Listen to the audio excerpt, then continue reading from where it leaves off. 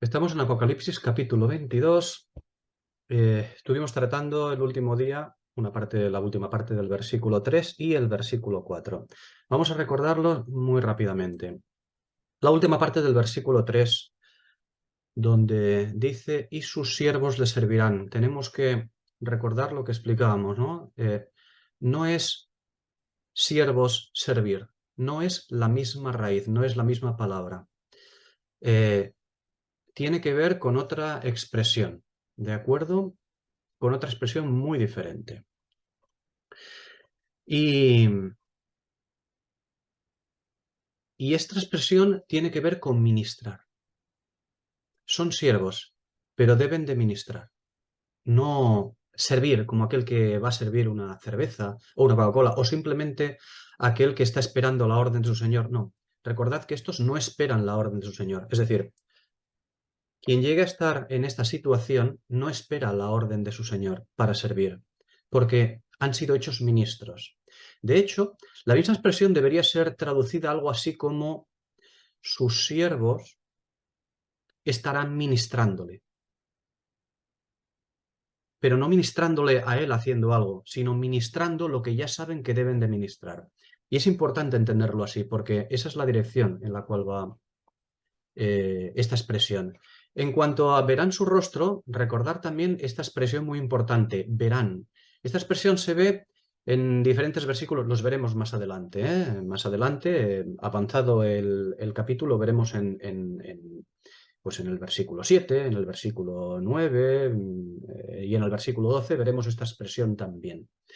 Una expresión en la cual no significa verán con los ojos, sino discernirán, ¿de acuerdo? Así que en el versículo 4, cuando habla de verán su rostro, es discernirán algo. Y la última coletilla del versículo 4 es y su nombre estará en sus frentes.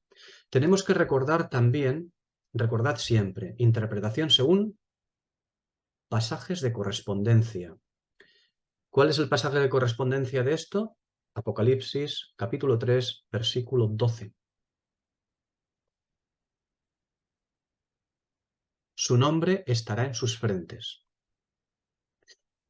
Recordad que el nombre en la frente nos habla de haber alcanzado la santidad.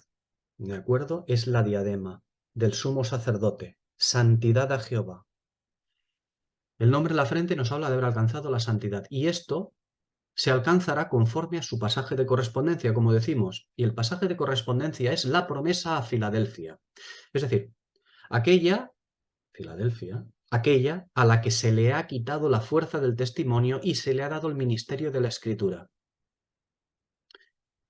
Como siempre digo, en este mundo, como creyentes, ¿qué es lo más importante? La escritura.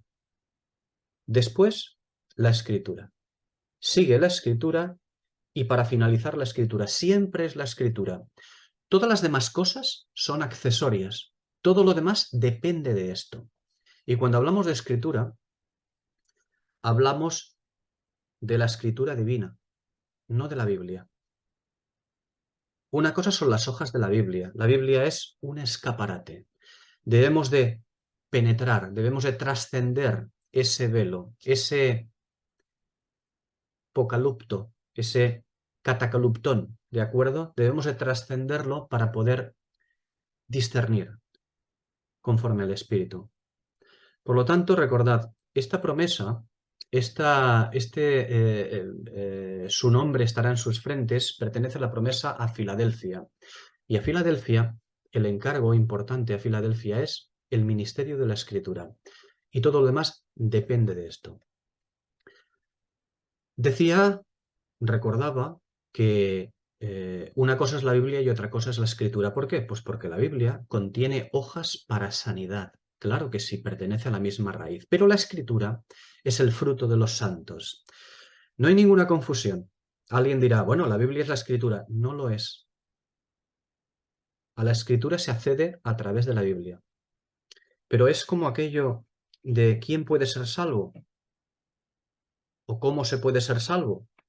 Pues más fácil ser salvo, más fácil es como los ricos, pasar por el ojo un camello por el ojo de una aguja antes que un rico entrar en el reino de los cielos. ¿Cómo puede ser alguien salvo? Pues de manera imposible. Para el hombre, imposible. Para el hombre que lee la Biblia, imposible también. Pero para Dios todo es posible. Si Dios llama, si Dios nos hace, el Señor nos hace observar, discernir, para Él todo es posible. En fin, el último día también iniciamos el versículo 5. ¿Qué tenemos en el versículo 5? Bueno, comenzamos hablando de la noche. Debemos recordar también que la noche, cuando habla de noche, no habrá allí más noche, no está hablando de, de una ausencia de sol, es decir, no está diciendo eh, que simplemente no habrá tinieblas en aquel tiempo, ¿no? La oscuridad de la noche, no, ni mucho menos. En Génesis 1, que es donde hemos visto los principios fundamentales, es allí donde tenemos que indagar, ¿no? Génesis 1, para ver lo que significa la noche. El último día tratamos lo que es la noche, pero solamente recordad que nos habla de un principio fundamental, la noche. Recordad que Apocalipsis capítulo 21, el versículo 1, allí se nos muestran los nuevos principios que van a regir, que regirán al cuerpo de santos llamado Nueva Jerusalén o la esposa. Eso sí, una vez efectuadas las bodas, no antes. Y son, evidentemente, principios diferentes de los principios para los hombres que hablan en el milenio. Recordad que allí el abismo, en el milenio, continuará con su ministerio activo. Lo vimos en Apocalipsis capítulo 20, versículos 1 a 3, el versículo 7 y el versículo 13 de Apocalipsis 20. En el milenio continuará el abismo con su ministerio activo para los hombres, pero no tendrá ministerio activo para la Nueva Jerusalén, conforme al versículo 1 de ese capítulo 21, para la cual, para la Nueva Jerusalén, ese principio fundamental, el abismo, ya no tiene potestad. Bien, pues aquí en Apocalipsis 22:5 pasa exactamente lo mismo. La noche, llega un momento que la noche no va a tener potestad para ese cuerpo de santos llamado la esposa. La noche tiene que ver con aquellos principios fundamentales y fundacionales que aparecen en Génesis 1 y que después de ser incubadas las aguas dieron lugar a más principios por los cuales se ha regido el mundo, por los cuales se regiría durante toda la historia, esa historia profética del hombre bajo el sol, desde la primera hasta la séptima y última dispensación, la cual es el milenio. Bien, no vamos a hablar mucho más de esto, simplemente decir que la noche es un principio fundamental y fundacional que ya lo tratamos el último día. Solo recordad que Génesis 1:5, cuando nos habla de las lumbreras, no habla de la luz del día y de las tinieblas de la noche, sino que el Espíritu convenientemente nos dice que es la misma cosa. La misma cosa. ¿Por qué? Pues porque quiere que asociemos el día y la noche con los principios fundamentales de la luz y las tinieblas. ¿Y esto para qué? Pues para que al llegar a sus pasajes de correspondencia, como llegamos ahora, con Apocalipsis 22:5, sea el momento en que podamos cruzarlos entre sí, Apocalipsis 22:5 con Génesis 1:5. Y así descubriremos precisamente que Génesis capítulo 1, todo el capítulo, no habla de cosas materiales, creativas, sino de principios fundamentales, y que esos principios fundamentales han tenido incidencia a lo largo de la historia profética, y aún más, que son evocados en Apocalipsis, en todo Apocalipsis, uno tras otro, para su consumación y para que entendamos que debemos ahondar mucho más allá de las interpretaciones literales que existen, que han existido hasta hoy en día. Tenemos que andar mucho más allá de esas interpretaciones literales en pro del discernimiento que el Espíritu quiere que desentrañemos. Es decir, el maná escondido. El maná escondido. Porque el maná, el alimento de Dios, está escondido. Y podemos descubrirlo con los dones del Señor. Pero profundizando y atravesando ese catacaluptón, ese calupsis, por eso el nombre de apocalipsis, para poder, trascendiendo ese velo, poder descubrir ese maná escondido. ¿De acuerdo? Bien, como dije el último día, es muy importante escudriñar Génesis 1, eso sí, a la luz de Apocalipsis, porque allí es donde podremos encontrar los principios fundamentales que regirían la historia profética del hombre bajo el sol y que ahora en Apocalipsis vuelven a ser invocados para la consumación de toda esa historia profética. Y bueno, una vez repasado estas cositas la noche, vamos a continuar con el versículo 5 donde lo dejamos el último día. Inmediatamente lo que tenemos es la expresión y no tienen necesidad de luz de lámpara. Vamos a quedarnos con esto y vamos a trabajarlo un poco. ¿Qué es la lámpara? La lámpara es la escritura alumbrando. Recordad, no la Biblia, ¿eh? La escritura alumbrando. Vamos a ver pasajes de correspondencia, más que nada para ver esta simbología de expresiones de palabras. La lámpara. ¿Qué es la lámpara? Segundo libro de Samuel, capítulo 22, versículo 29. Fijaos cuando habla de lámpara. ¿Qué es la lámpara? Tú eres mi lámpara, oh Jehová. Mi Dios alumbrará mis tinieblas. Mi Dios alumbrará mis tinieblas. Nos vamos a Job, capítulo 29, versículo 3. Dice: cuando hacía resplandecer sobre mi cabeza su lámpara, a cuya luz yo caminaba en la oscuridad. Eso es la lámpara. Salmo 18, versículo 28.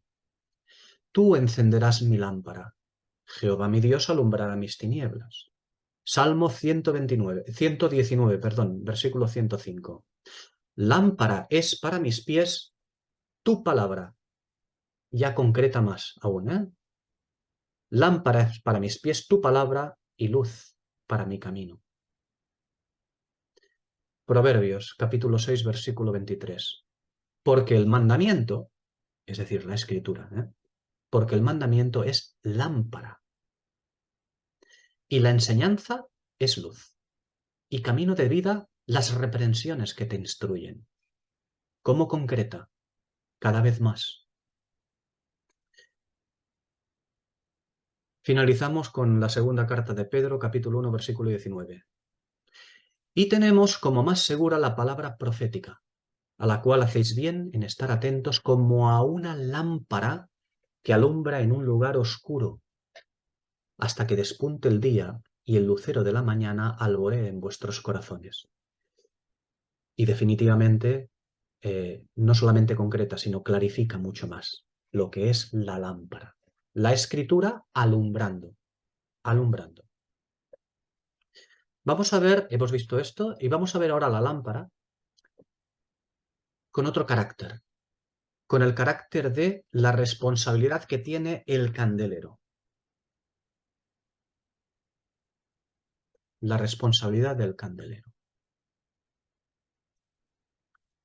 Eso lo vamos a ver en Levítico, capítulo 24, versículos 1 a 4.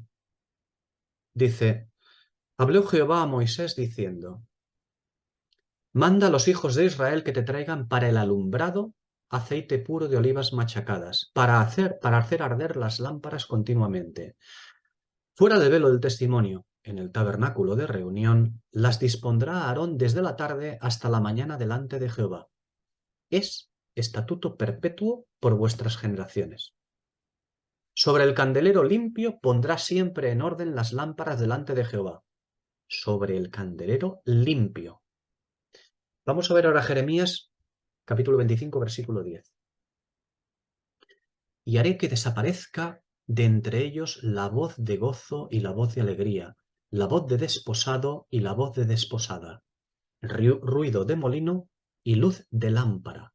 Es el arrebatamiento del candelero que ya habíamos estudiado anteriormente.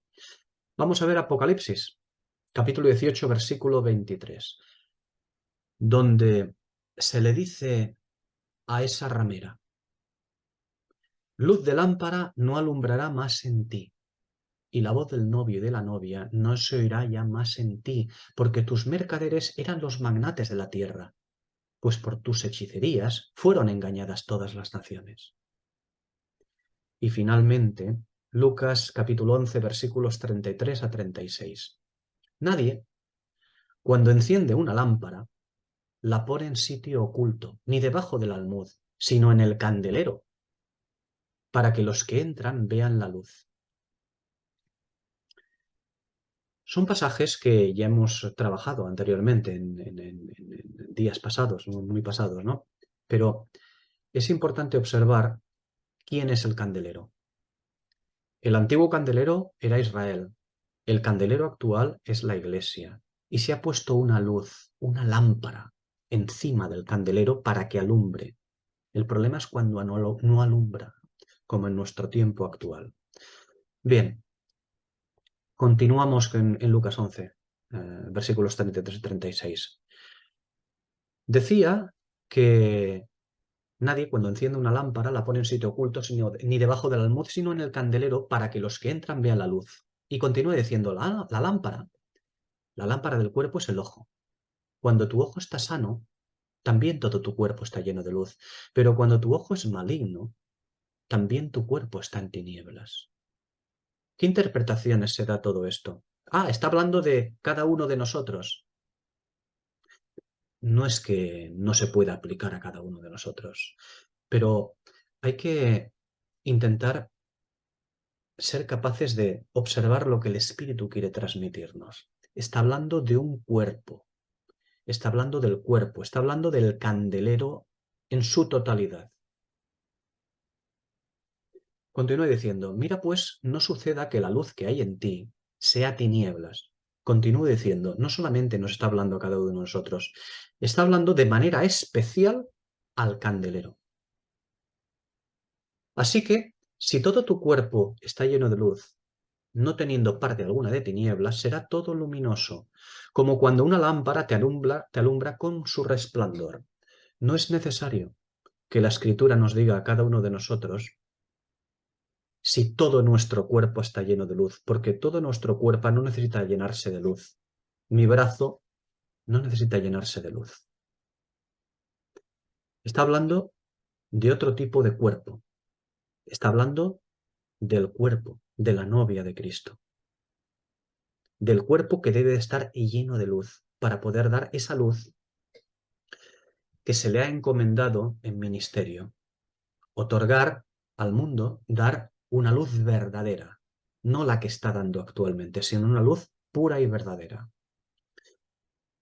Cuando vemos todos estos pasajes que hemos citado, viendo lo que es la lámpara, en primer lugar como la escritura alumbrando y en segundo lugar como aquello que es la responsabilidad del candelero de la Iglesia, la responsabilidad de dar esa luz, tenemos que observar que estos de los que hablan estos primeros capítulos de Apocalipsis 22, versículos 1 a 5, estos no tienen necesidad de la luz de la lámpara, de la escritura profética, ni de luz de candelero, que sí necesita el mundo. Pero estos no lo necesitan, porque la escritura ya ha hecho morada en ellos, hará morada en ellos. Pero ahora es el momento, ¿eh? Ahora es el momento que vaya haciendo morada la escritura. Digo que la escritura ha hecho morada en ellos, por eso no necesitan la luz de la lámpara de la escritura profética estos, ni la luz del candelero. Su vestido ha llegado a ser conforme a santidad, pleno conocimiento y sabiduría y gloria, es decir, oro, piedras preciosas y cristal. Ya hemos tratado esto en estudios anteriores. Bien, vamos a ver el siguiente apartado de este mismo capítulo 5. Dice que tampoco tiene necesidad de luz del sol. Recordad, no tienen necesidad de luz de lámpara y tampoco tienen necesidad de luz del sol. ¿Qué es el sol? Bien, el sol es otro principio fundamental de Génesis 1. Llegamos aquí, hemos llegado a Apocalipsis y no hacemos más que ver principios fundamentales. Y cuando llegamos a Apocalipsis 21 y Apocalipsis 22, los principios fundamentales acaban siendo evocados. Son llamados, los observamos en cada uno de los versículos de la Escritura. ¿Por qué? Porque llega la consumación de todo aquello que se inició y llega ahora la consumación de todo ello. El sol es otro principio fundamental, como digo, de Génesis 1. Y este sol del que habla tiene poder de alumbrado durante el día, pero no en la noche del mundo. Este sol no tiene luz de alumbrado en la noche del mundo. ¿Por qué? Porque este sol ha delegado su testimonio a la luna para que ésta le sea fiel en el reflejo de su luz. Actualmente, el sol de justicia, la estrella de la mañana, está ausente. Es el tiempo de la paciencia de Jesucristo. La que debe mostrar su luz es la luna, la novia, aquella que muestra el reflejo de la luz del sol a la tierra en la noche del mundo. Y debe ser fiel el reflejo de esa luz del sol en el mundo. La lástima es que no lo está siendo. No lo es, en absoluto. Bien, vamos a ver este principio fundamental. Génesis 1, versículos 16 a 18. E hizo Dios las dos grandes lumbreras, la lumbrera mayor para que señorease en el día y la lumbrera menor para que señorease en la noche. Hizo también las estrellas. Y las puso Dios en la expansión de los cielos para alumbrar sobre la tierra, y para señorear en el día y en la noche, y para separar la luz de las tinieblas. Y vio Dios que era bueno. Ved, fijaos en estos versículos, no solo dice para señorear el día y la noche, sino también para separar la luz de las tinieblas, para separar la luz de las tinieblas. Fijaos, dijo, para señorear en el día y en la noche y para separar la luz de las tinieblas. Para eso eran las lumbreras. Cuando alguien estudia estos versículos, piensa, es como si estuviera repitiendo el Espíritu. Fueron puestas para señorear el día y la noche y también para separar la luz de la oscuridad. Es como una repetición del Espíritu. No. El Espíritu no repite nada y si parece que repite algo es que tiene un motivo. No. Una cosa es señorear el día y la noche y otra cosa es separar la luz espiritual de las tinieblas espirituales. Por eso dice el Espíritu también al final, vio Dios que era bueno. Y ojo, la luna es responsable de alumbrar sobre la tierra. El sol es el Señor, el sol de justicia, de aquel que habla Malaquías capítulo 2, versículo 4. Y la luna, como hemos dicho, es aquel candelero que recibe el encargo de reflejar la luz de su Señor mientras que Él está ausente en la noche del mundo. Dice Apocalipsis 7, versículo 2. Y vi a otro ángel que subía de donde sale el sol. Cuando habla allí, si recordáis, hablamos de ello, es el Señor en su venida. Es la venida del Señor, aquella de la que habla Lucas, capítulo 1, versículo 78, y segunda carta de Pedro, capítulo 1, versículo 19. Bien, cuando llegamos a este versículo, a Apocalipsis 22, 5, para estos de los que hablan estos primeros 5 versículos, ya no hay sol y luna. Ya no existen sol y luna, sino una unión inseparable de ambos. ¿Por qué? Porque lo que Dios unió no lo separa el hombre, aquello de lo cual se habla en Marcos 10:9. Y sé que alguien pensará que Marcos 10:9, cuando el Señor usa esas palabras, que Dios unió no lo separa el hombre. Sé que alguien pensará que los versículos están hablando del matrimonio de un hombre y una mujer. Bueno, pues Pablo dice en Efesios 5:32, grande es este misterio, mas yo digo esto respecto de Cristo y de la Iglesia.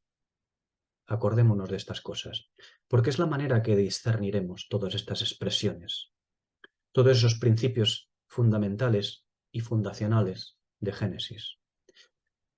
Bien, hasta hoy el Señor pues actúa como una luminaria compañera de otra luminaria, el cual es un candelero, la luna. De manera que mientras una brilla, la otra se esconde. Pues no olvidemos que la luna, otro principio fundamental, tipo y figura del candelero de la Iglesia, fue creada para señorear en la noche, el cual es el tiempo presente, es el tiempo de nuestra actualidad, nuestro tiempo presente. Es la luna. Cuando dice señorear, no está diciendo que se señorea sobre todos los demás, no, no. Es la responsable de otorgar, de ofrecer luz a los hombres, pero luz de manera fiel y perfecta. Pero cuando vuelva el sol de justicia, la luna abandonará su lugar en la noche para tomar su lugar juntamente con el sol, de manera que no necesitará sol externo que le preste su luz. Porque el trono de Dios y del Cordero, ¿recordáis esa expresión que ya hemos estudiado anteriormente? Porque el trono de Dios y del Cordero estará en ella, morará en ella será morada de la luz. Bien, vamos a seguir con la última expresión de este capítulo 5. Y reinarán por los siglos de los siglos.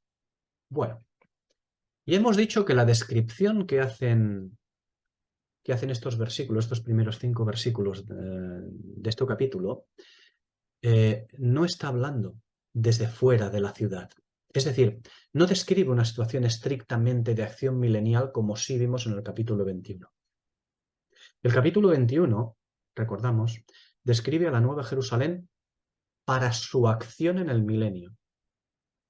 El capítulo 21 describe a la Nueva Jerusalén, a la esposa, para su acción en el milenio.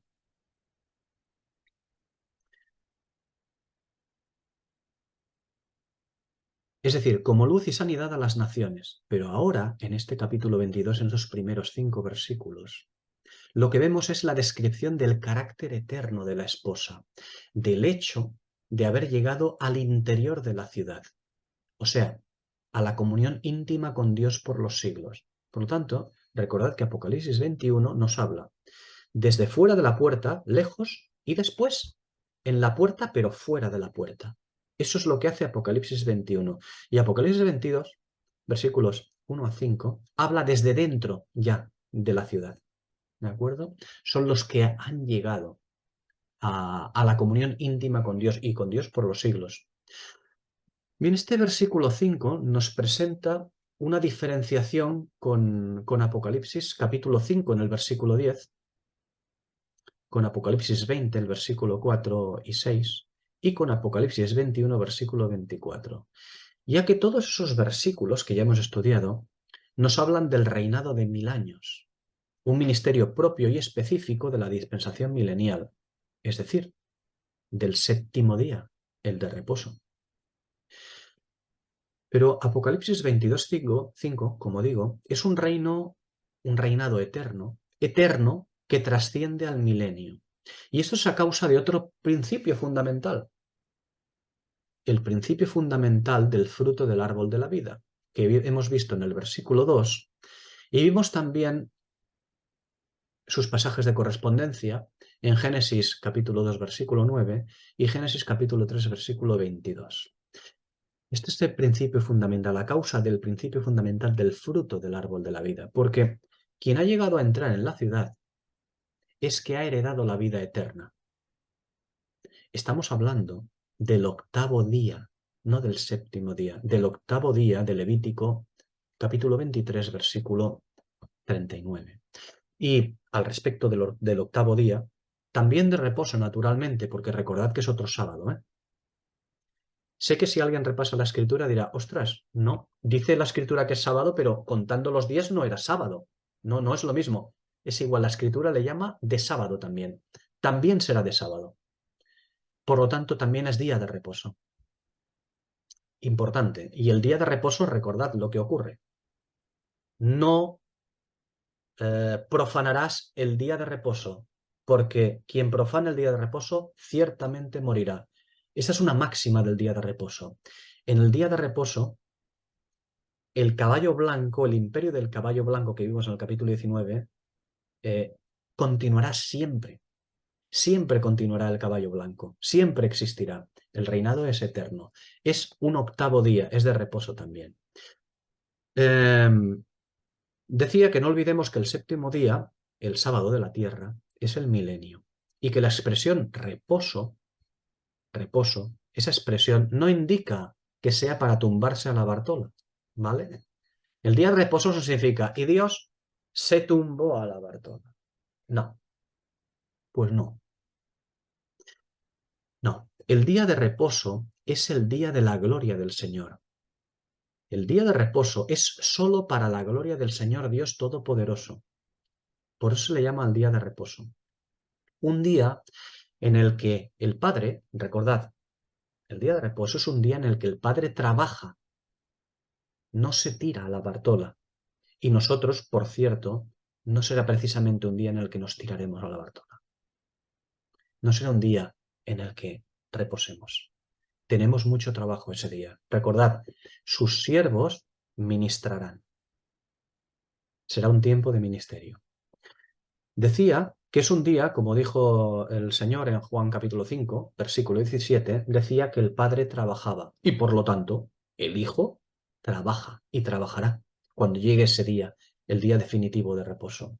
Por lo cual, los hijos también trabajan. Es decir, los hijos también trabajarán cuando llegue ese día de reposo. Ahora bien, no se trabaja en el fruto de la tierra, como vimos en Éxodo capítulo 31, versículo 14. No se trabaja en el fruto de la tierra, no se trabajará en el fruto de la tierra, se trabajará en el fruto del Espíritu. He aquí la diferencia importante, para quien quiera estudiarlo también, he aquí la diferencia importante entre Caín y Abel. Lo que es el fruto de la tierra y lo que es el fruto de la fe, del Espíritu. Génesis 4, versículos 2 a 5.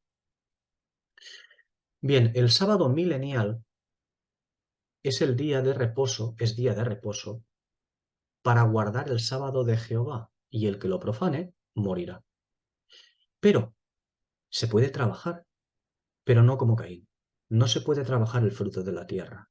No se puede trabajar lo que pertenece a los ojos de la carne. No se puede trabajar conforme a las aguas de debajo de la expansión. Se podrá trabajar conforme a las aguas de encima de la expansión, es decir, conforme a Abel. Y conforme a Abel significa decir conforme a Jesús. Trabajar como Abel, como Jesús, será glorificar el sábado. Y el sábado milenial es tiempo de servir, de trabajar para los santos celestiales. Así será. Por lo cual, si el séptimo día es día de reinar, es decir, de ministerio, conforme a Lucas 22, versículos 24 a 27, si el séptimo día es día de reinar, de ministerio, el siguiente sábado, el octavo día, continúa el tiempo de reinar, donde reinar continúa teniendo el mismo significado escritural o profético que ya hemos tratado. Servir, ministrar. Esto es lo que hay. Recordad una cosa muy importante. Llevamos mucho tiempo estudiando Apocalipsis. No debemos cambiar los simbolismos nunca. No importa que las doctrinas oficialistas que llevamos impregnadas en nosotros nos inviten a ello, a cambiar los simbolismos a medida que trabajamos Apocalipsis. No, no, no, no, no. No podemos permitirnos modificar los simbolismos para que nuestras interpretaciones bíblicas que tenemos preconcebidas no sean violentadas. No, no, no, eso no nos lo podemos permitir, porque lo único que conseguiremos si lo hacemos es inmundicia, moldeadura. Nosotros debemos ser enseñados por la Escritura. Es decir, que sea la Escritura la que use una férula en nosotros, no que nosotros le pongamos una férula a la Escritura para adaptarla a nuestras doctrinas. Porque nosotros tenemos la lengua muy larguita. Siempre decimos, sí, a nosotros nos enseña la Escritura y después no es verdad. Nosotros tenemos doctrinas preconcebidas que creemos que han sido extraídas de la Escritura, pero simplemente las hemos heredado y después vamos a la Escritura a intentar que nos cuadre. Sí, lo hacemos, porque ese es el corazón del hombre. pues no debemos permitírnoslo. ¿Cómo? Pues entre otras cosas, respetar los pasajes de correspondencia y respetar siempre, siempre la simbología. Si el número 12 en Apocalipsis 7 significa una cosa, si el número 12 en Éxodo 10 significa una cosa, cuando llegamos a los últimos capítulos del Apocalipsis, debe de significar exactamente lo mismo. Siempre debe significar lo mismo. Debemos de tenerlo claro siempre. Como mucho, lo que puede ser es que se amplíe su significación, pero nunca decrecer. Siempre puede el Señor añadir más conocimiento, pero nunca decrecer. No podemos cambiar ni en los números, ni los símbolos, ni las palabras. Deben de significar siempre lo mismo. Porque si no, lo que hacemos es violentar la escritura. Si la escritura nos violenta a nosotros, eso es porque no somos rectos en el conocimiento de ella. Si nos sentimos violentados cuando vemos algo en la escritura, es porque no somos rectos en su conocimiento. Y es necesario, será necesario que nos violente la escritura a nosotros. ¿Para qué? Pues para que nos transforme. Como dice Lucas 24, versículo 45, y Romanos 12, 2. La escritura debe transformarnos. Debemos de tener siempre muy en cuenta que la escritura presenta una revelación en la que existen pues dispensaciones, dignidades, ministerios, candeleros, pactos, y que todos estos tienen o pueden tener en el desarrollo de la historia profética extensiones, reconducciones por parte de la misma escritura. Bien, si no tenemos esto en cuenta, no seremos capaces de entender. Por ejemplo, pues la implementación del pacto abrámico a lo largo de sus ampliaciones y variables. Léase la ley. Estoy hablando del pacto abrámico, el cual tiene ampliaciones y variaciones, ramificaciones, hasta que llegue a su consumación total, ¿no? Y en estas ramificaciones existen, y todas dependen del pacto abrámico, existe la ley, el pacto de la tierra, el llamado pacto palestino, el pacto del trono, que es el pacto davídico, pacto con David, el nuevo pacto, del cual nos habla Jeremías ampliamente y otros, ¿no? En fin, no seremos capaces de discernir si no tenemos todo esto que he dicho, si no tenemos en cuenta la simbología, centrarnos siempre, tenerlo todo siempre muy claro en este sentido. Si esto no lo entendemos, no lo tenemos en cuenta, no seremos capaces de discernir, por ejemplo, cuando el Nuevo Testamento habla, el Nuevo, cuando habla a Israel o cuando habla a la Iglesia. Porque os aseguro que una parte muy, muy grande, a veces casi más que a la Iglesia, se está hablando de Israel en el Nuevo Testamento. Y esto es importante discernirlo también. Pero si no lo hacemos, no discerniremos. Y tampoco entenderemos cuándo se habla a la iglesia judía o a la iglesia gentil. Es importante discernirlo también. Y ese indiscernimiento que arrastramos todos, lo que nos hace es judaizar, como le ocurrió a la iglesia de Éfeso, y que la ha llevado a llamarse hoy, ¿sabéis cómo se llama hoy Éfeso al final? La Odisea. Nuestra iglesia, nuestra mamá. Porque nosotros somos hijos de la Odisea. ¿No nos gusta? Bueno, cada uno que lo interprete entonces como le salga de las narices. Pero eso es lo que somos. Desgraciadamente. Pero debemos de revelarnos a esto. Debemos de revelarnos a esto. Y desde luego, si no entendemos estas cosas, no seremos capaces de discernir entre el reino glorioso, el que se implantará en la tierra, en Palestina, y el reino espiritual. Y no seremos capaces de discernir la relación entre uno y otro. Nuestra mente debe ser capaz de discernir entre reinar 1000 años y reinar por los siglos, porque son dos cuestiones diferentes. Debemos llegar a discernir qué y cómo será la acción de reinar 1000 años y por qué. Digo discernir según lo que está escrito, no según qué extrañas señales etéreas que alguno quiera entender, No, no. Lo que está escrito. una vez más, con el concepto que tenemos nosotros de reinar, es algo que ya hemos tratado anteriormente, me gustaría decir algo al respecto, ¿no? Con ese concepto que tenemos de reinar, porque nosotros tenemos un concepto de reinar que, ¡ay, reinaremos por los siglos! ¡Buah! El descanso del guerrero, ¿eh? Viviremos en casas de oro, nos bañaremos en jacuzzi de oro y comeremos entrecots de oro, ¿no? Pues no. Eso lo creen los ojos de la carne, es decir, los ojos de mamá la Odisea, que es lo que nos ha enseñado, ¿eh? A todos. No. No comeremos longanizas de oro. No viviremos a la Bartola. No. Trabajaremos. Tendremos mucho trabajo. Mucho. Si es que somos dignos. Si es que somos dignos de ello. Por eso insisto con este concepto que tenemos de reinar, un concepto que para nosotros lo vemos con los ojos de la carne. Hay que olvidarse de lo que humana, ética o moralmente nos pueda parecer a nosotros ese reinar. Lo que debemos hacer para discernir conceptos, palabras, expresiones, pasajes, es ir a la escritura. Cuando nosotros vemos reinar, ¡ay, qué bien nos lo vamos a pasar! Pero qué estúpidos somos, ¿no?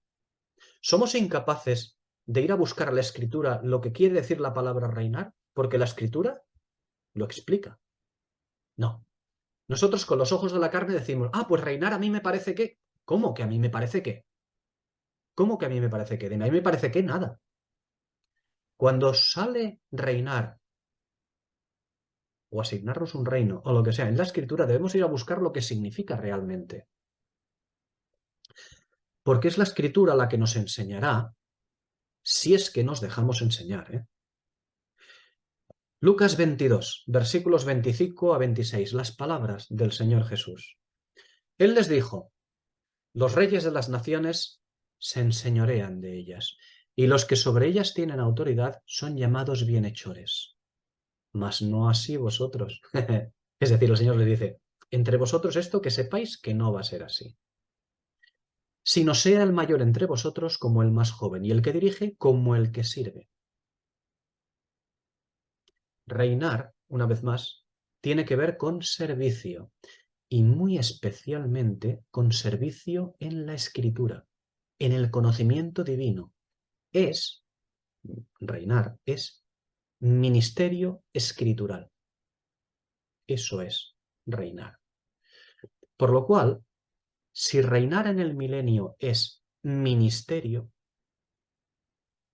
un ministerio con carácter y aplicación dispensacional, reinar por los siglos es ministerio sin fin.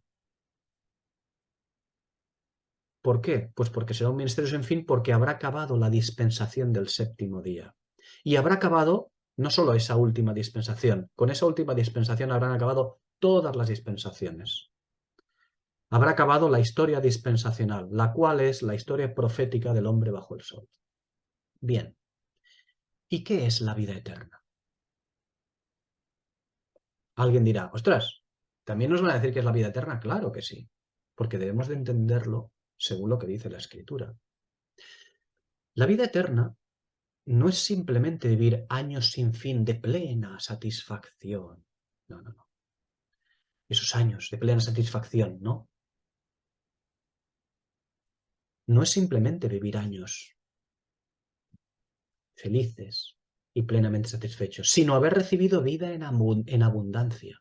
Y eso no es lo mismo que vivir largos años satisfechos. Recibir vida en abundancia es otra cosa muy diferente. Es la que está aparejada con la intimidad del Señor, con su profundo conocimiento. Porque tener comunión con el Señor es conocerle, y conocerle es tener el conocimiento de la mente de Cristo. Entonces, ¿qué significa entonces que reinaremos por los siglos? Bueno, pues que ministraremos por los siglos. Y esto que acabo de decir, choca de frente con la creencia de que el estado eterno es un estado del descanso del guerrero. Y desde luego, choca de frente con la creencia de que el cielo y la tierra, es decir, el trono de Dios y el estrado de los pies de Dios, que vemos en Isaías 66, en Mateo 5 o en Mateo 23, choca de frente con la creencia de que el cielo y la tierra serán volatilizados. Claro que choca de frente con eso. ¿Recordáis cómo indagamos las expresiones y las palabras en las cartas de Pedro al respecto? Cómo teníamos una interpretación y una traducción absolutamente desastrosa de esas palabras. ¿Recordáis que no va a haber aniquilación de cielos ni de tierra? Al menos allí la escritura no dice nada al respecto. Yo sé que semejantes afirmaciones son cuando menos, hombre, profundamente turbadoras, ya lo sé, pero nosotros somos responsables. Siempre, somos responsables siempre como candelero, pero mucho más aún somos responsables de aquello que llegamos a conocer. Cuando llegamos a saberlo, se nos explica, se nos muestra, entonces ya somos hechos responsables de ellos. Pero no tengamos miedo. Digo, no tengamos miedo a las posturas oficialistas, no tengamos miedo. Que cojan piedras. No pasa nada. Fijaos, cuando en el siglo XV los reformadores sacaron a la luz la doctrina de la justificación por la fe, cuando eso ocurrió, claro, a nosotros, a nosotros nos parece algo normal, ¿no? Que se saque a la luz la doctrina de la justificación por la fe. Para nosotros es algo lógico, ¿no? Bien. Cuando eso ocurrió en el siglo XV, provocaron una reacción furibunda que desgajó a la cristiandad. La desgajó obligando a los creyentes de la época a escoger, a aquellos creyentes de la época, oír la voz del Señor, oír la voz del Espíritu de la profecía, o la voz de los doctores profetas que habían entonces. Los obligó a eso, a escoger. Y ojo, escoger siempre es absolutamente traumático. No solamente por el qué dirán de nosotros, sino por lo que ocurre con nuestras propias ideas preconcebidas que llevamos a cuestas de hace demasiado tiempo. Cuando digo demasiado tiempo me refiero a unos 2000 años, ¿eh? Cada vez hemos ido teniendo una mochila a cuestas más pesada de doctrinas que los doctores profetas han ido elaborando y modificando.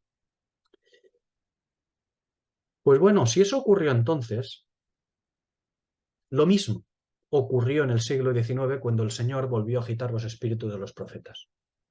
Estoy hablando de la época que alumbró Filadelfia. Pero el pueblo del Señor solo quiere oír lo recto según el corazón del hombre. Quiere oír lo recto. Claro que el pueblo del Señor quiere oír lo recto, pero quiere oír lo recto según el corazón del hombre, según los ojos de la carne. Igual que Israel, no somos diferentes de Israel, igual que ellos. Fijaos, Isaías 30, versículos 9 a 14. Que este es un pueblo rebelde, hijos mentirosos, criaturas que no quieren escuchar la instrucción de Jehová, que dicen a los videntes, no veáis, y a los profetas, no nos profeticéis lo recto, decidnos cosas halagüeñas, profetizad ilusiones. Dejad ese camino, apartaos de esa senda, cesad de confrontarnos con el Santo de Israel, porque los profetas no les profetizaban nada más que desgracias, no les profetizaban nada más que cosas malas, no hacían más que reñirlos y meterse con ellos. Qué malos eran los profetas, ¿verdad? Pues esta es la realidad. ¿No queremos escuchar la reprensión a la iglesia de Dios?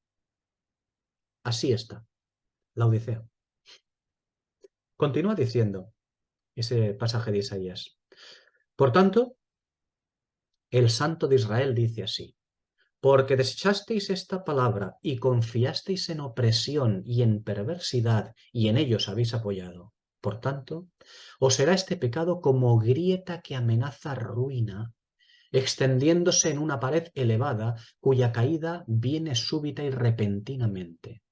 Y se quebrará como se quiebra un vaso de alfarero que sin misericordia lo hace en pedazos, tanto que entre los pedazos no se halla ni un cascote para traer fuego del hogar, o para sacar agua del pozo. Esas palabras son palabras al candelero de Dios. En este caso Israel. Nosotros como el candelero actual, ¿qué pasa? ¿Que somos mejores? ¿Que somos más guapos que los de Israel? Pues le echémosle un vistazo a Romanos 11, a ver qué dice allí. El pecado contra el espíritu de la profecía provoca grieta en el muro hasta que éste sea quebrado de tal manera que sus cascotes ya no sirven ni para obtener un poco de agua limpia del pozo del Señor. Recordad lo que es el agua, ¿eh? La simbología. ¿Por qué? Recordad también lo que es la grieta, recordad lo que es el muro. Porque Babel ha entrado hasta el santuario.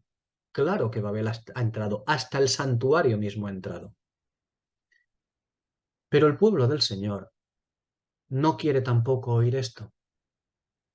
De manera que hace como hizo Israel. ¿Y qué hizo Israel? Jeremías 2:27. Me volvieron la espalda, dice el profeta. El profeta Jeremías está simbolizando, representa al espíritu de la profecía, porque me volvieron la espalda y no el rostro. Por lo tanto, cuando llegamos a estos capítulos, a estos versículos de capítulo, la tierra no va a desaparecer. El cielo no va a ser volatilizado. El plan del Señor es de restauración, algo que vemos o percibimos cuando vemos el plan redentor en la cruz. Y también lo vemos en el mismo discurso de Pedro, de Hechos 3, ese discurso que hizo con vistas al reino milenial. Recordémoslo, Hechos 3, versículos 19 a 21.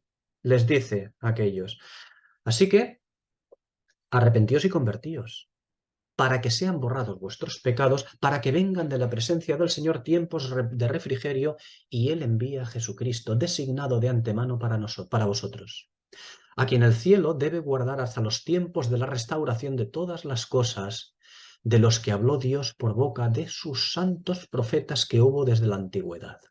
Fijaos en Romanos 8, versículo 18 al 23. Pues considero que las aflicciones del tiempo presente no son comparables con la gloria venidera que ha de manifestarse en nosotros, porque el anhelo ardiente de la creación es el aguardar la revelación de los hijos de Dios, porque la creación fue sometida a vanidad, no por su propia voluntad, sino por causa del que la sometió, en esperanza de que también la creación misma será liberada. La creación misma será liberada, no aniquilada. Será liberada de la servidumbre de la corrupción.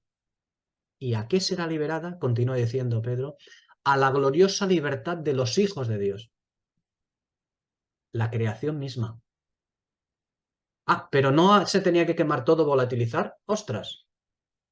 Pues nos ha fastidiado Pablo ahora el invento, ¿no? Claro que nos lo ha fastidiado. La creación no va a ser volatilizada. Continúa diciendo Pablo en Romanos 8, porque sabemos que toda la creación gime a una, y a una está con dolores de parto hasta ahora. Y no solo esto, sino que también nosotros mismos, que tenemos las primicias del Espíritu, nosotros también gemimos dentro de nosotros mismos esperando la adopción, la redención de nuestro cuerpo. Fijaos bien, estamos hablando de una liberación de la creación que ya percibimos en Isaías 11, versículos 6 a 9, y en Isaías 65, versículo 25. Esa liberación, si queréis poder comprobar los pasajes, esa liberación de la creación ya la percibimos en esos pasajes. La misma que clama en Apocalipsis 5, versículo 13. Esa misma creación que clama al Señor. Esa liberación. ¿Para qué es liberada? ¿Para ser quemada? ¿Para ser rasada? Recordad, busquémonos un buen Nuevo Testamento interlineal y, por favor, utilicemos traducciones un poquito más adecuadas. El Textus Receptus, démosle una patadita fuera y quedémonos con textos, con manuscritos más antiguos, mucho más antiguos que el Textus Receptus, por cierto, ¿no? Pero al menos busquémonos un buen interlineal y cada vez que leamos algo en la Escritura, en el Nuevo Testamento, miremos en el interlineal, porque nos vamos a dar cuenta de que hay muchas sorpresitas. Cuando digo muchas me refiero a una legión de sorpresitas. Y cuando veamos todas esas sorpresitas y las contemplemos, nos vamos a sentir auténticamente estafados por algunas traducciones que tenemos. Pero eso no es malo, eso es bueno para que podamos discernir plenamente. Bien, al estudiar, continúo, ¿eh? Al estudiar el capítulo 20, cuando estuvimos estudiando el capítulo 20 de Apocalipsis, el cual habla del día del Señor, estudiamos los versículos en los que se fundamenta la errónea creencia de que los cielos y la tierra serán volatilizados. Voy a continuar incidiendo en esto. Recordad, ya lo tratamos en su día, Isaías 65:17, Isaías 66:22, Segunda de Pedro 3:7, Segunda de Pedro 3, versículos 10 a 13, Apocalipsis 20:11 y Apocalipsis 21:1. Estudiamos todos estos versículos, en los cuales se fundamenta la errónea creencia de que los cielos y la tierra serán volatilizados, donde el pasaje más importante al respecto es el de Segunda de Pedro. El pasaje de Segunda de Pedro contiene muchísimos defectos de traducción, como he dicho, y digo defectos como un gran eufemismo, ¿eh? Tantos que inmundamente cambian el sentido de todo el pasaje. Segunda de Pedro, el capítulo 3, no dice que los cielos y la tierra vayan a ser volatilizados, ni siquiera que los elementos materiales vayan a ser quemados y deshechos. El original no dice esto. Nos la han dado con queso. ¿Por qué? Pues porque los que tradujeron, los que han traducido, tienen doctrina preconcebida de siempre. Y entonces, pues, tuercen la escritura para poder colarla, para que cuadre con su doctrina. Pero no podemos hacer esto. Esto es horrible hacer esto. Pues si hacemos esto, la escritura no nos enseña. Cuadramos nuestras doctrinas y hacemos que cuadre. Pero ya digo, el original no dice esto, además en absoluto, ¿eh? Pero la carga doctrinal en la espalda de los traductores, como digo, les lleva a forzar las escrituras para que digan lo que quieren que diga. Usan una vara de medir en la traducción del Nuevo Testamento. Se usa una vara de medir, es decir, unas normas de traducción. Bien. Y la respetan. Pero cuando llegan a esos pasajes, se saltan esa misma vara sin ningún pudor. Esas mismas normas que aplican de traducción, cuando llegan a estos pasajes, difíciles para ellos, se saltan la vara de medir, se saltan esas mismas normas. Y lo hacen sin ningún pudor. Yo, personalmente, os aseguro que no tengo ningún interés en que los cielos se volatilicen o que no se volatilicen. Personalmente no tengo ningún interés en ello. Son cosas del Señor, ¿no? En lo que sí tengo interés es en la verdad. Aunque esta verdad me pueda producir dolor o turbación. También se lo produjo a Daniel, capítulo 7, versículos 15 y 28. A Daniel le produjo, la verdad, le produjo gran turbación. A nosotros nos puede producir gran turbación la verdad. No importa, es la verdad de Dios. No pasa nada. Lo que nos debe de importar es que la palabra de Dios sea respetada. Invito a repasar el estudio de Apocalipsis 20, donde tratamos ampliamente este asunto. Un asunto, desde luego, no menor, ¿eh? Y que demuestra la inmundicia provocada por la brecha en el muro, por la grieta en el muro, por donde penetró Babilonia y se hizo, de la misma manera que en aquella brecha del muro penetró y se hizo con el control de Jerusalén, también en nuestro candelero, en el que nos toca a nosotros, en esta brecha del muro profético, penetró Babilonia y se hizo con el control de la Iglesia. Y ello incluye el cuidado de las Escrituras. Sí, claro que sí. Incluye el cuidado de las Escrituras. Nosotros podemos pedir al Señor que nos guarde y que nos ayude eh, a guardar los textos bíblicos. Pero lo que no podemos hacer es dogmatizar afirmando que el Señor ha guardado y guardará los textos bíblicos. No podemos hacer eso, porque eso es algo que se nos ha encargado a nosotros, al testimonio, al candelero.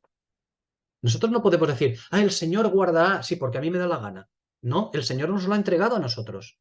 Nosotros no podemos decirle al Señor, el Señor ya que se encargue él, como es todopoderoso, que lo haga él. Pero si el Señor ha dicho, no, yo esto os lo doy a vosotros. Os doy el depósito y nos advierte y nos dice, guardadlo bien, guardadlo bien. No me tergiverséis ni esto. ¿Qué hemos hecho nosotros? Lo hemos tergiversado. ¿Y qué hacemos después de tergiversarlo? Decimos, no, seguro que no lo hemos tergiversado porque el Señor se encarga de que no lo tergiversemos. Eso es tentar a Dios, la verdad. Por eso digo que nosotros podemos, claro que podemos pedir al Señor que nos guarde y nos ayude a guardar los textos bíblicos, pero no podemos decir que el Señor los ha guardado, porque nos lo ha encargado a nosotros. Nosotros, la Iglesia, el candelero actual, somos los responsables del testimonio de Jesús en la tierra. La Iglesia, lo vimos en los capítulos 2 y 3, la Iglesia es responsable del testimonio de Jesús en la tierra y eso incluye los textos bíblicos. Si el testimonio es una desgracia, si éste ha incurrido en fornicación, ¿cómo no va a sufrir quedando manchado todo aquello que le ha sido encomendado? Incluyendo los textos bíblicos. Por lo tanto, ¿de dónde ha surgido semejante doctrina? Esa doctrina que le llaman la doctrina de preservación de los textos bíblicos. Es una doctrina, que le llaman la doctrina de la preservación de los textos bíblicos. ¿De dónde ha surgido? ¿De una retorcidamente interesada interpretación, por ejemplo, de Mateo 5:18 o del Salmo 119:89? Retorcidas interpretaciones, retorcidamente, desde luego. A ver, la escritura no necesita defensores como los amigos de Job. Desde luego que no. Lo que verdaderamente necesita la escritura es escudriñadores, no defensores. La escritura no necesita defensores, necesita escudriñadores interesados en la verdad de Dios, no en la verdad oficialista. Espero que nadie me malinterprete. Yo soy un férreo defensor de la inspiración de la escritura. Férreo. Pero soy un férreo defensor de la inspiración de la escritura, la original. De lo que no soy defensor es de las doctrinas pseudoescriturales que son generosas con la vagancia o con la indolencia. Israel fue depositaria de los libros y tuvo que aplicar suma diligencia. ¿Quiénes somos nosotros para decidir que ya se encargará Dios de ello? No, no. Se nos ha dicho que apliquemos suma diligencia en ello. Es como si Adán, en su tiempo, hubiera decidido que era Dios quien debía haber puesto una valla alrededor del árbol de la ciencia del bien y del mal, ¿no? Hombre, pues que Dios hubiera hecho que se me hubiera caído la fruta de la mano y así no hubiera incurrido, claro, era su responsabilidad, ¿no? Joder, macho.